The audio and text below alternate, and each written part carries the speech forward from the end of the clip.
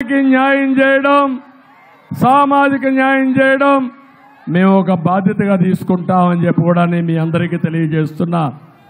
ఇలాంటి కార్యక్రమాలు చేసినప్పుడు నేను ఇక్కడంతా కూడా అవినీతి జరిగింది, ఎన్నో ఇబ్బందులు వచ్చాయి.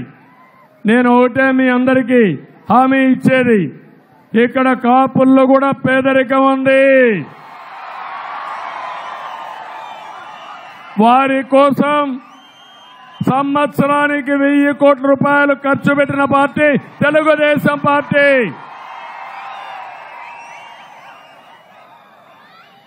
ఈ ముఖ్యమంత్రి మీకు హామీ ఇచ్చాడు, 2000 కోట్లు సంవత్సరం చొప్పున 10,000 కోట్ల రూపాయలు పెడతా అన్నాడు. తమ్ముళ్ళు 10 కోట్లు ఖర్చు పెట్టాడా అని మిమ్మల్ని అడుగుతున్నా.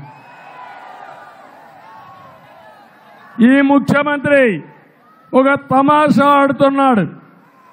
ఎవరైనా పవన్ కళ్యాణ్ గారు మాట్లాడితే ఆయన మీద ఆ కులవాళ్ళను పెట్టి దాడి చేయించడం, నేను మాట్లాడితే నా కులవాళ్ళని నెగబెట్టి నా మీద దాడు చేపించి బూతులు తిట్టించడం, ఇది సాంప్రదాయం అవునా కాదా తమ్ముళ్ళు మీరే చెప్పండి.